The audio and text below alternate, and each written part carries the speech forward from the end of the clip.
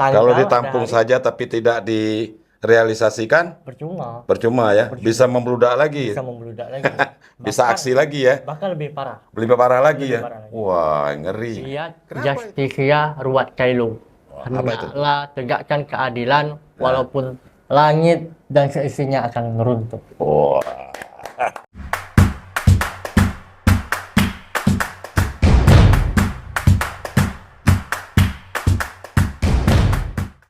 Halo semua, Assalamualaikum warahmatullahi wabarakatuh. Jumpa lagi dengan Bang Dori Podcast. Sudah lama tidak mengudara. Kali ini saya kedatangan tamu istimewa, Roland Pramudiansyah, Ketua Perhimpunan Mahasiswa Hukum Indonesia. Bukan mahasiswa kena hukum. Perhimpunan Mahasiswa Hukum Indonesia. Beliau ketuanya di Jambi. Nah, sengaja beliau datang ke studio Bang Dori Podcast, katanya ingin curhat. Banyak hal yang memang menjadi pantauan kawan-kawan Permahi, khususnya di Jambi dan Indonesia pada umumnya, tentang masalah hukum di tanah air kita hari ini. Roland, apa kabar ini?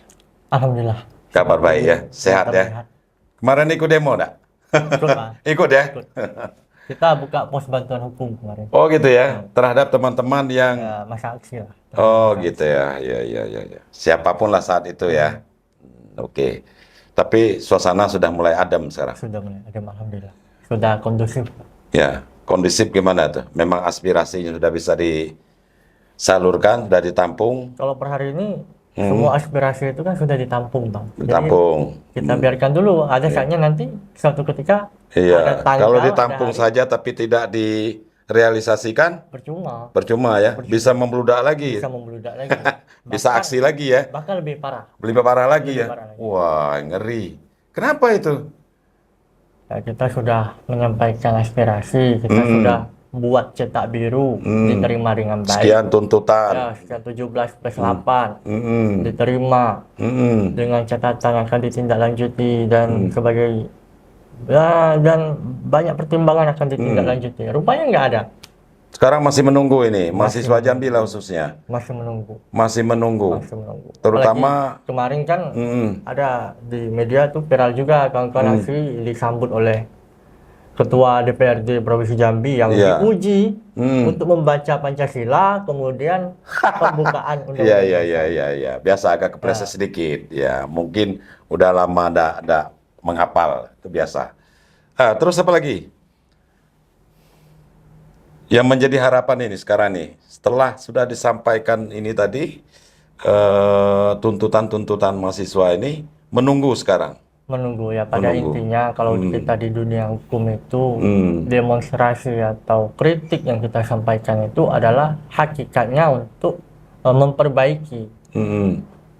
trias politika, Iya. eksekutif, legislatif, dan yudikatif, agar ketiga-tiga lembaga ini berjalan sesuai koridor, Iya. berjalan sesuai kepentingan mereka, atas nama kepentingan rakyat. Oke.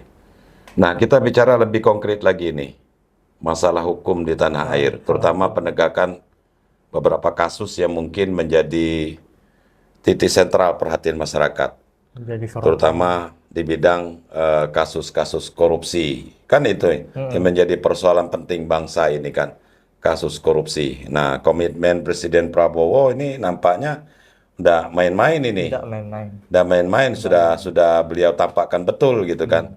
Tapi realisasi di bawah ini seperti apa menurut Roland? Ya, kalau realisasi di bawah ini tentulah mengikuti perintah. Nah, perintah ini ada perintah dari Seharusnya pimpinan. mengikuti perintah. Mengikuti perintah. Hmm. Ya, mudah-mudahan dilaksanakan sebagaimana mestinya. Jangan sampai hanya berhenti sebagai perintah, tidak ada tindakan nyata. Hanya sebuah jargon. Indonesia bersih dari korupsi, reformasi hukum. Korupsi adalah extraordinary crime, tapi sejauh perkembangan penanganan pemberantasan korupsi ya, kalau tidak ada aksi yang betul-betul sepadan, ya percuma. Ya, artinya Presiden Prabowo sudah menunjukkan komitmennya ini. Tinggal lagi realisasi ini. Realisasi lagi. Iya. para ujung tombaknya Ujung di tombak. Lampangan ini, para pendekar-pendekar ini kan, apakah masih ingin bermain-main ini kan? Nah, kita bicara Jambi lah, karena Jambi. Permai ini di Jambi ini. Gimana nih persoalan di Jambi? Persoalan di Jambi itu hiruk pikuk dinamika sosialnya sangat banyak, Bang. Banyak ya. Kalau kita fokuskan korupsi, kita tarik simpul dulu dari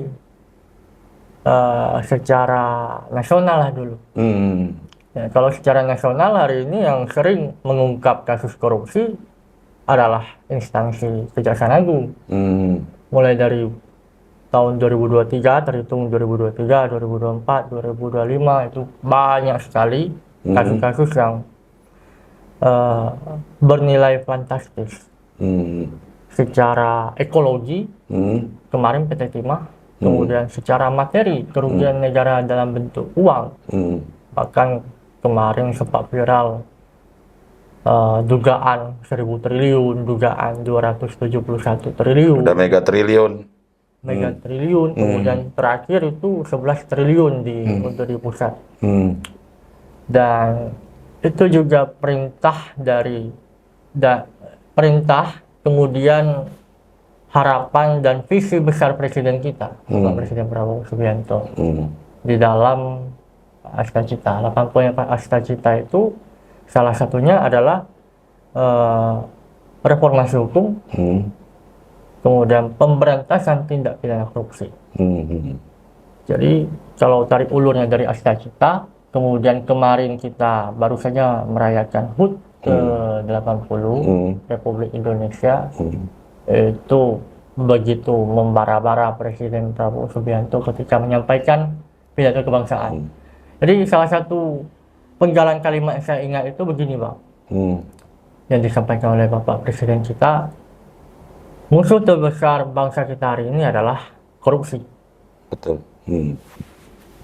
Di dalam suasana merayakan HUT dan dalam suasana kebangsaan, beliau menyampaikan itu berarti secara tidak langsung menyampaikan kepada seluruh rakyat Indonesia bahwa musuh kita bukan Belanda, musuh kita bukan penjajah, musuh kita bukan Bangsa kita sendiri. musuh kita adalah Para kita koruptor. sendiri, para koruptor. Secara langsung beliau menyatakan bahwa musuh kita adalah koruptor. Dan itu selaras dengan undang-undang yang ada, terutama sudah diatur dalam Undang-Undang 31 1999, yang perubahannya di Undang-Undang Nomor 20 tahun 2001 tentang pemberantasan tindak pidana korupsi. Itu juga diatur siapa saja orang yang melaksanakan undang-undang ini, polisi, jaksa. Kemudian ada lembaga lain yang dibentuk oleh pada zaman Megawati, itu adalah Komisi Pemberantasan Korupsi. Tapi kalau saya nilai antara KPK dan Kejaksaan, lebih better Kejaksaan untuk mengungkap kasus yang besar, Bang, ya. Nah, kalau KPK ini ya masih taraf miliaran, OTT. Kalau Kejaksaan, saya akui. Tapi lumayan lah daripada tidak di OTT kan. Ya, lumayan. Iya. Oke, kita beralih ke Jambi nih, Roland. Bicara nasional banyak sekali orang sudah mengupas itu. Kita bicara Jambi karena kita berada di Jambi. Menurut Roland ini sebagai ketua Permahi, seperti apa Jambi hari ini? Di tengah hiruk pikuk dinamika sosial, tentu saya melihat Jambi ini terutama di bidang korupsi tadi, Bang, ya. Iya, korupsi. Kita fokus kita ke situ aja. Kita tarik dulu dari tahun 2020-2021 lah, Oke. sampai hari ini. Tapi yang menariknya adalah 3 tahun terakhir ini Jambi selalu banyak kasus korupsi, mulai dari pejabat, mulai dari pengusaha, dan akhir-akhir ini yang viral kemarin menjadi sorotan masyarakat, kasus korporasi, yaitu pengajuan apa itu, Bang? Kredit fiktif. Kredit fiktif. Ya, kita baca itu ada di media sosial, di Tribun Jambi juga saya baca. 105 triliun. Miliar. Ngeri juga kalau triliun. 105 miliar. Tapi itu udah sampai ke pengadilan. Udah proses per hari ini, sudah proses ah. perkara sudah berlangsung. Nah, cuman ada yang janggal kalau saya lihat dari berita itu gitu loh. Ya, jangan-jangan. Iya, janggalnya saya baca di Tribun Jambi. Ada pembelaan dari salah satu kuasa hukum atau penasihat hukum tersangka itu siapa? Wendy Haryanto, ya kan? Wendy Haryanto. Iya, Wendy Haryanto yang katanya tidak sepantasnya menjadi tersangka apalagi terdakwa. Karena apa? Karena memang dia tidak terlibat dalam proses kredit itu. Nah, ini menurut orang gimana nih? Mungkin kalau saya pribadi, Bang, Kita melihat dasarnya berita itu. hemat saya kalau kita pandang dari berita itu dasar kita, kronologi kita, ya ini sudah terjadi kejanggalan kalau memang beliau tidak terlibat dalam pengajuan kredit. Ya, tujuan kita kan bagaimana, harapan kita bagaimana hukum ini benar-benar ditegakkan secara adil. Jangan ini ada permainan udang di balik daun lagi. Kekhawatiran kita seperti itu. Mudah-mudahan tidak. Ya, kalau memang dia terbukti bersalah dan lengkap memang buktinya secara hukum sah dan meyakinkan, ya kenapa tidak mesti harus dihukum. Mesti harus diterima sanksinya. Tapi kalau tidak, apalagi katanya sih dalam proses pinjaman kredit ke bank itu beliau justru tidak terlibat sama sekali. Saat itu tidak lagi menjadi direktur, kan begitu. Nah, ini pengamatan Permai ini gimana nih? Kalau kita, Bang, memandang persoalan seperti itu, tentulah tidak dari kacamata satu pandang saja. Kita harus lihat dulu nih, kalau memang ditetapkan tersangka oleh kejaksaan, sudah pasti kejaksaan sudah mempertimbangkan segala hal. Karena salah satu syarat untuk menetapkan tersangka itu adalah seminimal mungkin dua alat bukti yang sah menurut pasal 184 KUHP. Kemudian kalau didasari oleh media-media berita yang memberitakan kronologis terhadap terdakwa Wendy, hemat saya ini perlu didalami lagi. Jangan sampai artinya jangan sampai hakim buru-buru menjatuhkan hukuman gitu. Karena mana tahu memang benar alasan si kuasa hukumnya gitu. Pada dasarnya dakwaan bukan kebenaran mutlak, perlu diuji lagi. Orang yang justru bersalah nanti malah bebas, orang yang tidak bersalah malah kena hukum. Itu yang kita khawatirkan. Memang itu yang dikhawatirkan. Tapi ya kalau berbicara hukum bersifat netral, Bang. Jadi tergantung kacamata yang memandang. Bukan tergantung kepentingan. Bukan tergantung kepentingan lagi. Karena masing-masing mewakili kepentingan. Jaksa dengan kepentingannya, PH dengan kepentingannya, dan hakim harus tegak lurus. Kurang apa lagi hakim kalau masih mau bermain-main. Intensif sudah dinaikkan di zaman Bapak Presiden. 200 berapa persen itu? 200 sekian persen gaji hakim dinaikkan. Kalau masih bermain-main, hancur marwah pengadilan di mata masyarakat. Karena untuk apa? Kejaksaan sudah berani. Saya mengungkap kasus korupsi di korporasi. Ayo kita perkarakan di Tipikor. Karena kebetulan saja memang kasus ini yang sedang mencuat sekarang. Dan itu menggelitik kita gitu. Saya sih cuma penasaran saja melihat dan membaca berita itu kan. Kok bisa begitu ya gitu loh. Karena saya tidak kenal yang namanya Wendy Haryanto, saya tidak tahu siapa gitu kan. Tapi kok bisa begitu ya? Yang di dalam rapat umum pemegang saham, dia tidak lagi sebagai direktur di sana. Atau sudah lepas tanggung jawab itu gitu. Tapi ya udah, kita berharap saja pengadilan benar-benar memang jernih melihat ini, objektif melihat ini. Karena bagaimanapun kebenaran itu mutlak. Tidak terbukti sekarang, mungkin suatu ketika. Nah, kalau suatu ketika ini terbukti kebenaran itu ada seperti itu, ya kenapa tidak sekarang dibuktikan gitu kan. Jangan bermain-main dengan hukum. Oke, yang lain, Ben. Masalah Jambi inilah, ya kita bicara Jambi ini ya. Supremasi hukum di bidang kasus korupsi. Jangan ada lagi koruptor di Jambi ini. Ya, kalau kita berbicara koruptor Hmm. itu penyakit yang sangat susah sekali diobati, Bang. Ya, Itu kembali lagi pada moral kita, gitu ya. diri kita pribadi. Kalau misalnya hukuman mati atau perampasan aset koruptor ini memang goal oleh DPR, apa itu menurut Wendy efektif? Kita berhenti dulu, Bang. Abang manggil awak Wendy. Ya, apa Roland. Ini jadi dari Wendy tadi, Roland. Ah, kalau dilihat Kira-kira. dari adanya RUU perampasan aset, Hmm. kemudian adanya usulan pidana mati terhadap koruptor, Hmm.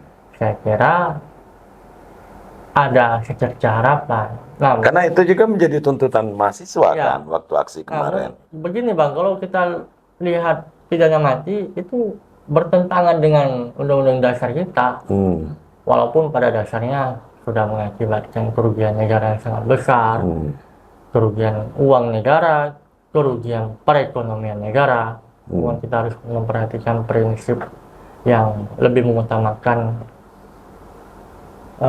hak-hak Ya. terdakwa lah, atau hak-hak para koruptor ini, karena sangat bertentangan sekali. Kalau RUU perampasan aset, sebelum RUU keluar, Hmm. warga Indonesia sudah melaksanakan itu penjarahan.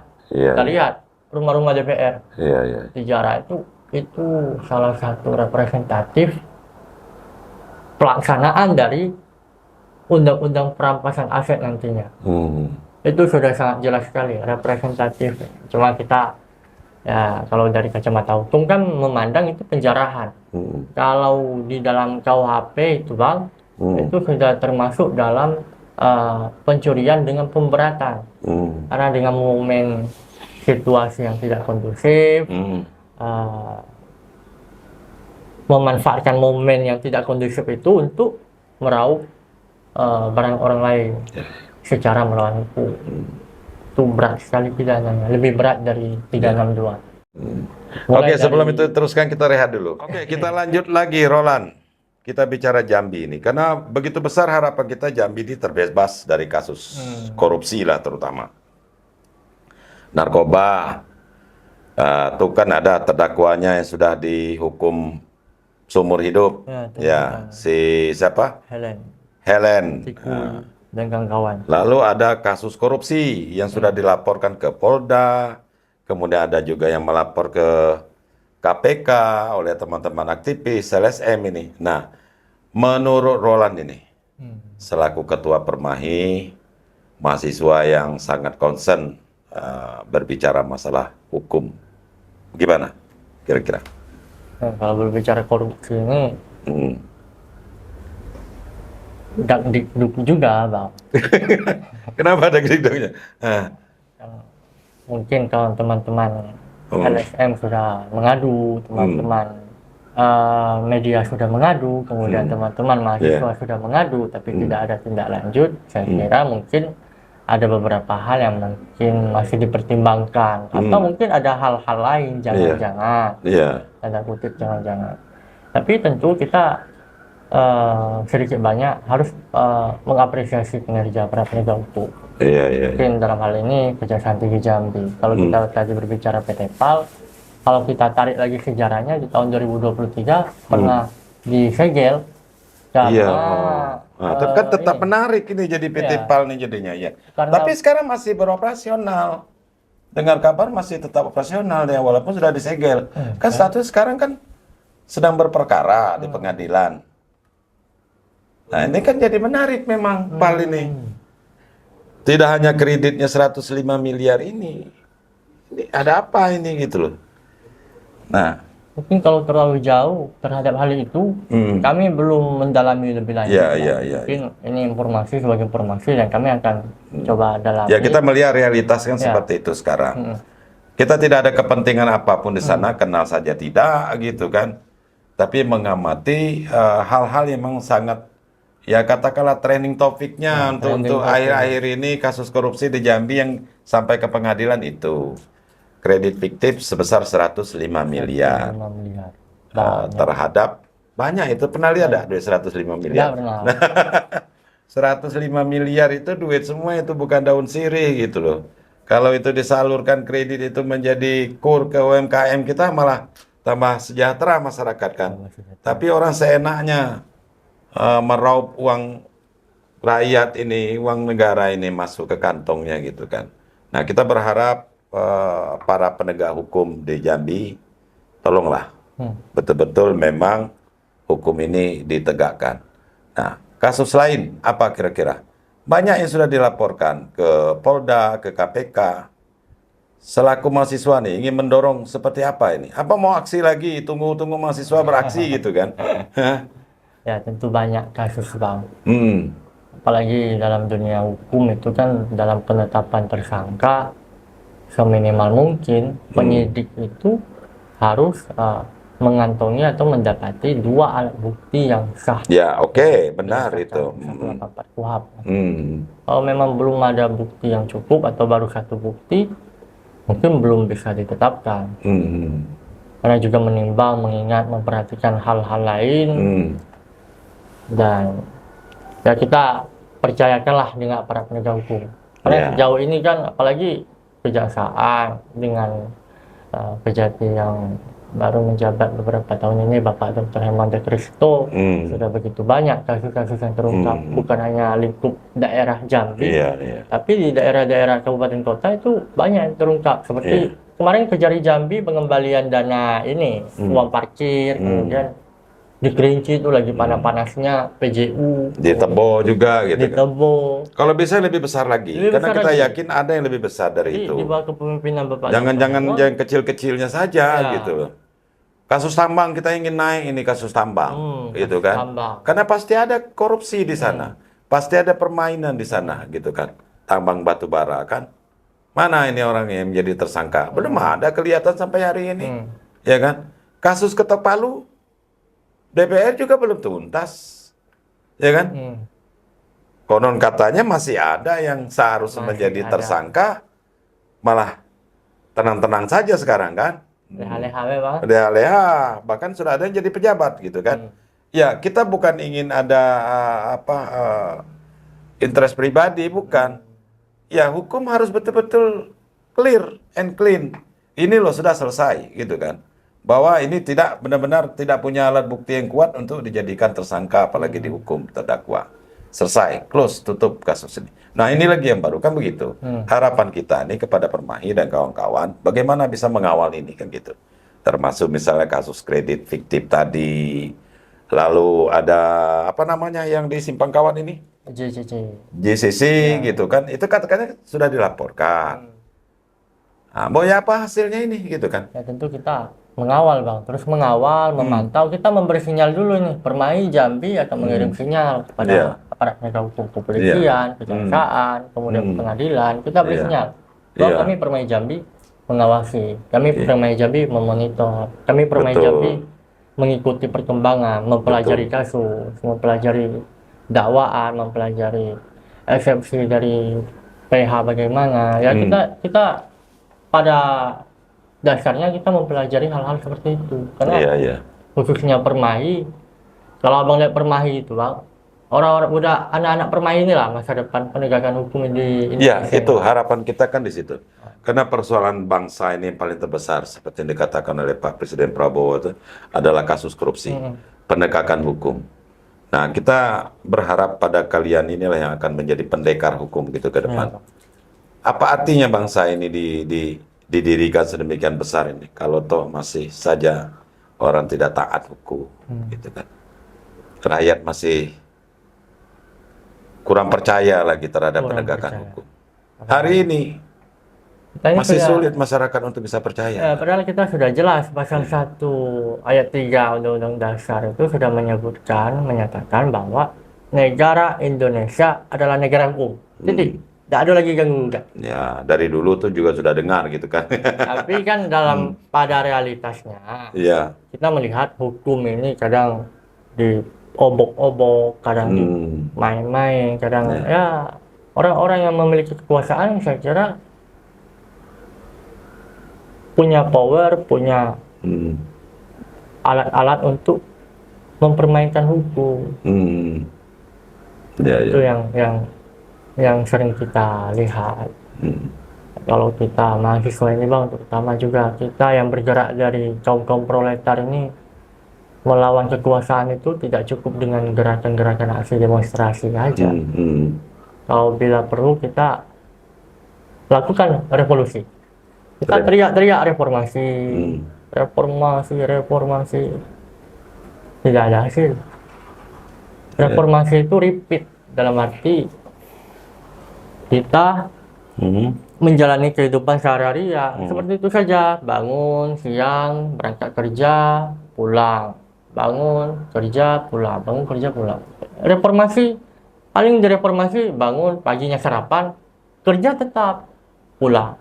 Bangun, pagi sarapan, kerja, pulang. Reformasi lagi, paling ada penambahan-penambahan baru, tapi tidak diubah sistem itu. Kita ini berada di sistem yang ya, kalau dinilai baik dia tidak begitu baik, kalau dinilai tidak baik dia cukup baik. Menurut Roland, apa yang salah sebenarnya dalam penegakan hukum ini? Ya, sistem. Karena Sistem, kalau belajar dari teori, bukan mentalitas. bukan mentalitas. Sebetulnya Hans Kelsen itu dalam positivisme hukum, dia memisahkan hukum dan keadilan. Hmm. Kalau kita membaca undang-undang itu, kepastian hukum sudah tercapai. Nah, kalau keadilan dan kemanfaatan itu kembali lagi ke perbuatan hukum, kembali lagi bagaimana penegakan hukum. Itu kan. Dan ya kita lihatlah hari ini terkait keadilan dan kemanfaatan hukum masih patut kita uji lagi. Ini betul-betul sudah tepatkah dakwaan seperti ini atau pesanan? Ya, ya. Sama juga putusan ini sudah tepatkah begini, padahal jaksa menuntut sekian tahun, tapi diputusi di bawah dari itu. Apakah sudah tepat putusan seperti ini? Iya, iya. Kalau kita berbicara keadilan ada keadilan prosedural dan keadilan substantif. Apa yang mau dipenuhi? Kalau kita berbicara adil seperti apa? Ada dalam bahasa hukum itu Bang, proporsional, adil. Ya, adilis adil-adilnya. Dalam artian adilis adil-adilnya, kamu berbuat apa? Oh begitu, kamu dihukum segini ya. Kamu berbuat apa? Oh itu, kamu agak berat dikit ya. Oh kamu ini ya. Oh kamu buatnya lebih banyak dari yang lain. Kamu lebih berat ya. Oh kamu ini kamu kayaknya nggak terlibat deh. Kamu sepertinya karena kamu karena ada sangkut paut sama kamu, tapi kamu nggak terlibat, kamu tidak ada mens rea, kamu tidak ada mendapat keuntungan atau hal-hal lain dari perbuatan ini, kamu nggak apa-apa, kamu bebas saja. Itulah inti dari adil itu ya seperti itu. Hakim harus proporsional, makanya hakim itu harus berpegang teguh pada prinsip proporsional. Ada yang gaji yang besar dan juga tidak menjamin keadilan bisa ditegakkan. Tidak menjamin. Kalau ya kita manusia ini Bang, kadang lupa dengan arti bersyukur, jadi merasa kurang terus mungkin. Walaupun sudah dinaikkan insentif ya, kalau kita rakus mau nambah tuh lah Bang. Makin banyak, makin banyak. Oke Roland, apalagi kira-kira yang ingin disampaikan Mungkin sebelum kita close ini? Harapan lah Bang. Harapan apa kira-kira? Harapan. Saya ingin Roland bicara Jambi lah, supaya Jambi ini clear Harapan dan clean dari kasus korupsi, ya. Terhadap persoalan yang ada. Iya. Dinamika. Walaupun belum sampai ke ranah hukum, tapi kan banyak ria-ria ini kan. Banyak ria-ria mempermainkan APBD, APBN kita kan. Banyak bangunan yang tidak sesuai dengan nilai yang sebenarnya. Memang belum sampai ke ranah hukum. Nah harapannya seperti apa nih? Ya, termasuk tadi kasus korupsi yang sudah sampai ke pengadilan. Masih kita perlu pertanyakan penegakan sesungguhnya seperti apa, gitu. Ya, pada dasarnya kami berharap kepada aparat penegak hukum terutama agar betul-betul berjalan sesuai koridor. Penuntut umum bergerak sebagai penuntut, penasihat hukum bergerak sebagai penasihat hukum, dan hakim bergerak untuk mengadili. Dan masing-masing peran ini berjalan sesuai koridor tanpa ada intervensi Dan harus dan profesional. harus profesional, memperhatikan prinsip-prinsip ya Keadilan adalah segalanya. keadilan adalah segalanya. Oke, cukup. Kemudian mungkin dikit Apa? Bang, terkait korupsi, Ya. harapannya lebih, terutama kepada Kejaksaan Tinggi Jambi, lebih melawan lagi, ungkap semua. Jangan hanya korporasi A, korporasi B, jangan Ya. hanya korupsi PJU ini, PJU ini, ungkap semua seterang benderang. Termasuk kasus-kasus dugaan korupsi di pertambangan. Termasuk dugaan-dugaan. Ya.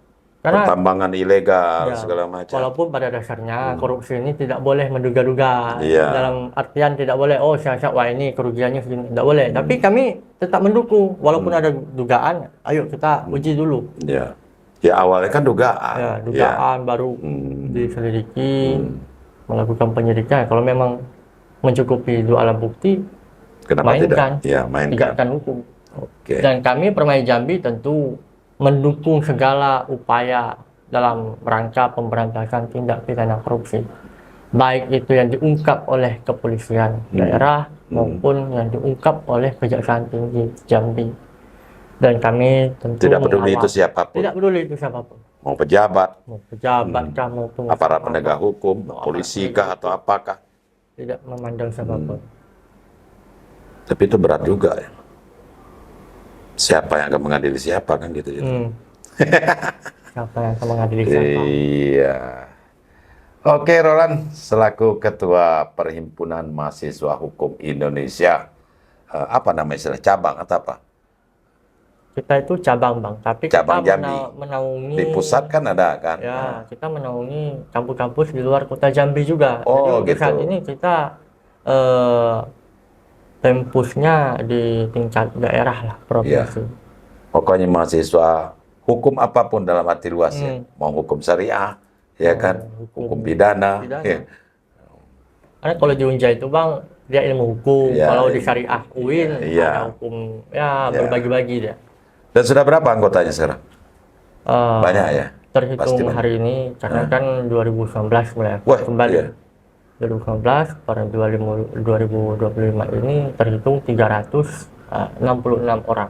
Lumayan tuh. Ya, Kalau 300 nih jadi pendekar hukum yang hebat semua kan itu sudah banyak luar yang biasa Jambi nanti yang kan. sudah S2, yang sudah jadi Iya. hakim, pengacara. Ya, tapi tetap masih menjadi mahasiswa.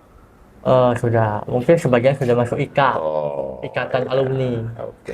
sebagian anggota aktif. Oke, Roland, terima kasih ya atas kehadirannya dan curhatnya hari ini. Mudah-mudahan Indonesia dan Jambi khususnya baik-baik saja. Amin. Ke depan akan maju dan tidak ada otak-otak jahat, tangan-tangan jahil yang semuanya itu berimbas kepada masalah nasib masyarakat. Gitu kan. Bila keadilan ditegakkan, maka semuanya akan menjadi aman. See you di next video. Assalamualaikum warahmatullahi wabarakatuh. Jangan lupa subscribe, like, and share. Terima kasih. Luar biasa. Fiat Justitia Ruat Kailu. Apa itu? Hendaklah tegakkan keadilan walaupun langit dan seisinya akan meruntuh. Wah, luar biasa.